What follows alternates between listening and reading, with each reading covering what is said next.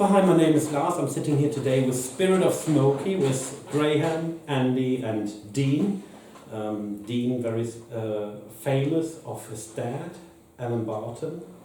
Do many people still ask you about him? Yeah, all the time really. I'm on Facebook. I've got a lot of friends who were friends with my dad and fans of Smokie.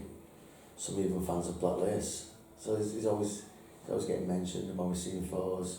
Quite lucky in that way because I get to see a lot of photos that even now, 5 years later after he died, photos still pop up that I've never seen before. So it's quite nice. Oh, that must be amazing, yeah. Yeah, it's next month, sadly, is the 25th anniversary. Yeah, quarter of a century. Yeah, it's yeah. It's a really long time ago. It is a long time ago, but it's kind of strange really, you know, sometimes it doesn't feel that long ago. Especially when it comes up to like birthdays, Christmas, the anniversary of his death.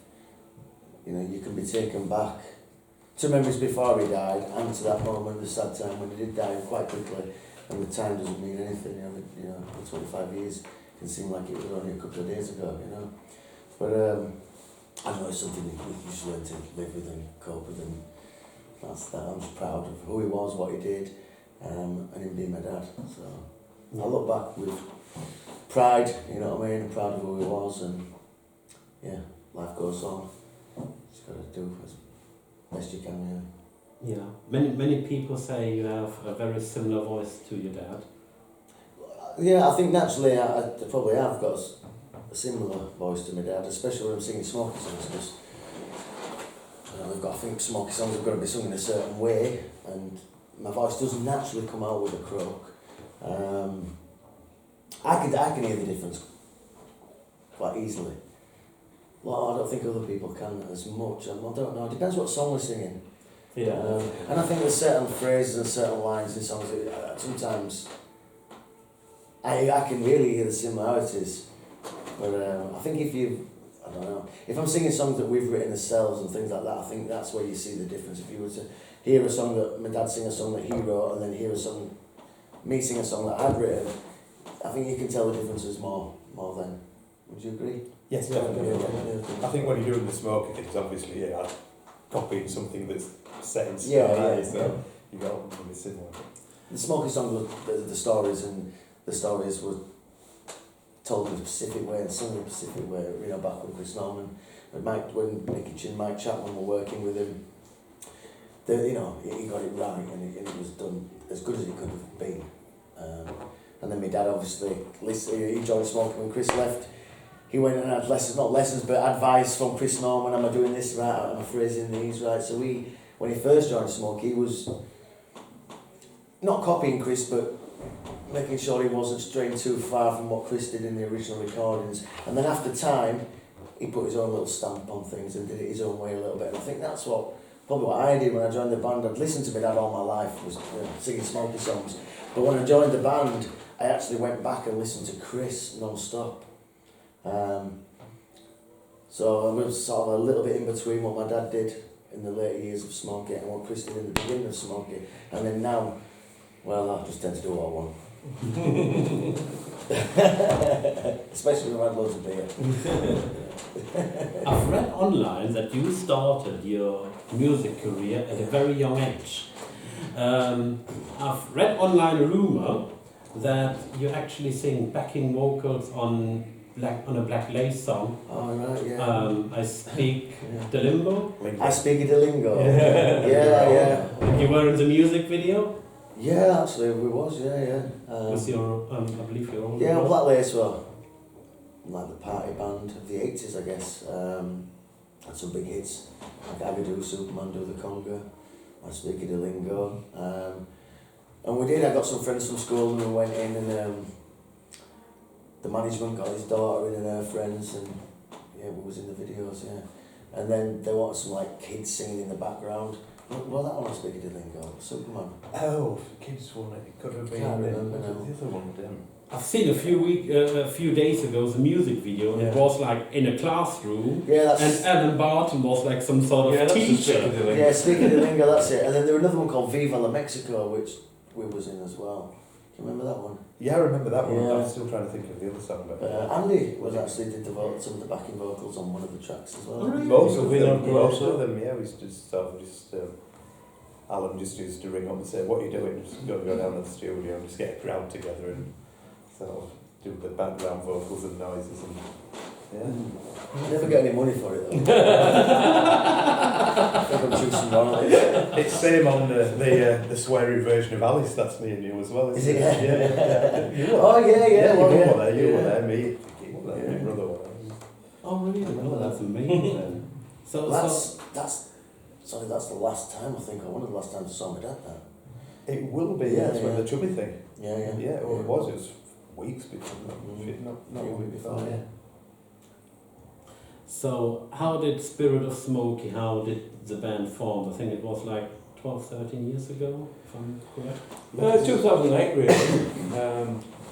Me and Andy were playing with Alan Silson, the original guitar player from Smokie, and that was like started in about 2006, and then we got involved in about 2008, and Dean stood in for one gig, didn't you? And Alan Silson was poorly and we had a gig in Germany and we thought, what are we going to do? So we'd already been doing a bit of work in the studio together, so come on, you're on. And that was it. So the first gig was actually the Alan Silson band with no Alan and Dean.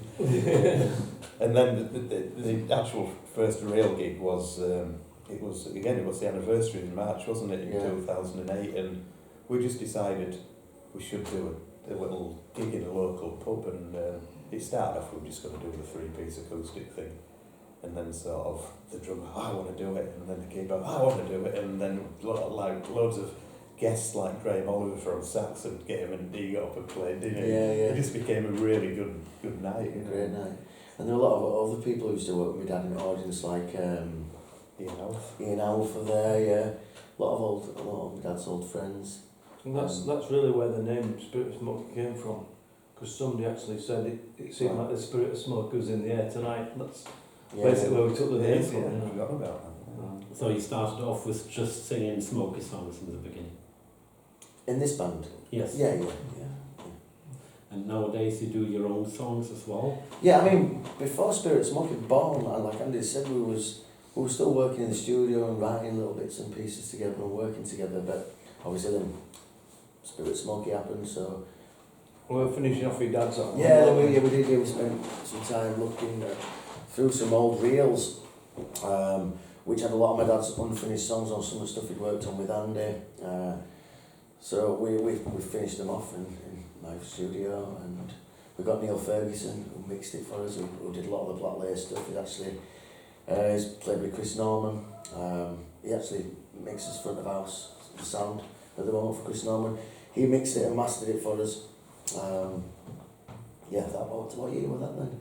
2010, I think we released. 2010 we did that one. Room with a View, it was called. Yeah. Basically, Alan's songs finished by us and a few other people that got involved. Yeah. Then after that, I did a solo album called Gravity. I worked with a friend of mine called Matt Parker, who had been in a band years and years ago called The Colours with when we were young. And I did that album called Gravity. That's actually available on iTunes, or you can download it for free off a site called CD Baby. It's like an online distribution company. And that's available for a free download on there. And then recently, last year, we finished an album called Changes under a band name Barton. And like when we're playing the live shows now, I mean, when we first started doing Spirit of Smokie concerts, it was predominantly 95% Smokie songs. And then we started putting a few in off Room with a View album, and then we started putting a few off my solo album into the set. And then since this last album, I'd say we probably sometimes do about 25-30% original stuff. And then all the Smokie hits as well. Oh, that's amazing, yeah. There was one song you performed, and that was 3 years ago when I saw you in Germany, and I really loved that song. And it was called Looking Back. And you played it on that evening, the very first time, Right. that was in Mechernich, Yeah. in Germany. Yeah, I remember. And I don't know, it was either was Andy or Graham. Somebody had problem with their instrument or something. There was something. Graham. Yeah. There was something going The on. bass went off for the first half of the song. Three, 4 songs bass, and the technicians couldn't fix it. I was going hell. So there you go. Well, now. And then very spontaneous, you played that song the very first time, and I thought, wow, that sounds amazing. Yeah. We'll get you a copy of the album, and we've got some in there. So. Oh, that's very good, thank you. Yeah, it was a really lovely song, and it had a feeling of Smokie somehow as well. Right. I thought like that would be oh, this could be a song like Smokie could have performed as well. Funny, we were in Germany when we were doing a sound check, where was that? Twist. Club in That's when it Germany. came to life, that song. We were doing the sound check and I just started playing the ting, ting, and everybody were joining in, and I sung that line, wipe away your tears and dry your eyes, I believe that things are going to get better. And that was it, we were just jamming around that, and then I probably left it for probably 4 months on it, and I thought I'm going to finish this. And I finished it, and then we got together and everybody got their parts and tidied everything up. Yeah, and we put it on the album. We still play that now. We'll probably play it tonight. Oh, it would be amazing, yeah, really nice song, I yeah. don't know if amazing will be the word, but Dedication. So I see you tour a lot in Germany, so you're not very often in England, so do you think it will be in the future possible to visit England more often? We did the Chris Norman tour last year, doing the Barton album. Basically, it worked well together, didn't it? We did about 10 concerts all over England. This year we just got the 3 concerts. We've got tonight, and then tomorrow we're in Wakefield, and Sunday we're in Knaresborough. And and then back end of the year we do like Bream, which is a gig that we do once every sort of 2 years. But it's very difficult for us in England. Don't know why, but for every band I think it's difficult in England. That's how it is. Yeah, I think Smokie was in general in Germany much Yeah, bigger than in much England bigger as well. in Europe. Denmark goes well, Ireland's good, Russia, Ukraine, and Germany. So you toured all over the world. Most of it, some of it, yeah. We still want to get down to Australia, don't Yeah, Bondi Beach. Yeah. There's a few places I think we'd love to go, and hopefully in the future we will. We'll see what happens. Yeah. So what are all your future plans? I was funny because I was talking to Andy when about it, and I said let's do like a country, bluesy, rocky, dirty, rocky album, didn't I? So let's do something. So, well, I mean, I'm still writing songs, Andy still writes, and Graham comes up with lyrics and things like that, so we'll definitely be doing another album. I don't know if it'll be an album or maybe just, a single or an EP. Because I think that this day and age it's like, you release an album and then nothing happens for a year, where it's like, I think it's better to keep your audience interested by drip feeding them, just give them a song, and a few months later give them another song, then give them a good cover, then give them an EP, give them a video, So it's something happening throughout the year, rather than a big gap. But they get the whole album at once and then that's it. So we'll probably do that. What's all your favourite song? It could be from Smokie or it could be from any other band. Oh, it's difficult that. There's so many good songs, isn't there? There are quite a lot. I ain't got one really. I think it depends on your mood, doesn't it? Yeah. Depends what mood I'm in. Yeah. Favourite Smokie song? Obviously I like Wild Angels, like Pass It Around, but I think probably I was thinking about this the other day, I never get tired or bored of singing If You Think That's Lovely. No, me neither. I don't know what it is about that song, but It's good. Yeah, it's somehow a really good song, yeah. yeah. I think Wild Wild Angels Well, was Northern a Pardon. favourite song from your dad, Alan. Sorry? I'm just checking. Yeah, it's alright, I'm just filming. Police have come to arrest Let's do it again. I believe Wild Wild Angels was a favourite song for your dad, Alan. Yeah, it was, and I remember the first time I ever saw him perform it, I think, where were I? Ireland or Germany, I can't remember now, but I was sat in the audience and he said shivers up my spine, I just couldn't believe how much energy and how much passion he put into it, and he always give it his all every time he played it. It literally sent shivers up my spine and like tingling, and I was like, wow. I tell you where it was. Yeah, well, He's in Tralee, a place called Orans, and me and you were back to the side of the stage watching, so you weren't old enough to really go into the crowd. he wonders Yeah, to yeah. where people in the table. And he used to babysit. Still does. Not when I took him swimming and his brother dived in and hit the bottom and broke his teeth. It really was. I saw your dad a few times on stage, and somehow he just got the audience straight away. Yeah. He got on stage and he got them all, even in the very last row somehow. Yeah, yeah. And when I was at your concert, I felt the same.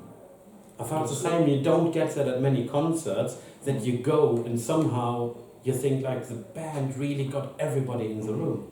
And that was really amazing. I think you always say that the audience make the concert. If the audience Yeah. are good, the band just, They they can feed feed off off each that. other. Yeah. Yeah. That's one thing my dad used to say to me when I was growing up, though, is, you've got to look like you're enjoying yourself up there, because if you're stood there, don't care that you're there, you give enough energy out, a vibration, the front row pick you up, that just passes on, and so you've got to, enjoy it, and we do enjoy it, so it's not like we're faking it, because we do actually enjoy each other's company, being on stage together, playing the music, we do, so it's just a good vibe. Yeah. And the main important thing I think as well is not just the music we enjoy playing, but as we're friends, we all travel in the same cars, we all eat together, we all have breakfast together. Sometimes I sometimes get up a little later than the rest of them, but sometimes I'm up earlier. That's just happening today. Very rare. Yeah, but we're all really good friends. We all drink together. It's really easy going band. So that makes it very easy to be on stage together and give off a good energy. That's very good. Thank you very much. I thank you all that you thank had a few minutes time, and I hope we'll see you a lot more often in the UK and wherever all over the world, so that people can all enjoy your concerts and see how amazing it is. So everybody who hasn't been there should go. Thank you. Thank you. Thank you very much. Thanks, Lars. Thank you all. Cheers, Lars. Thank you. You're welcome, mate. Pleasure.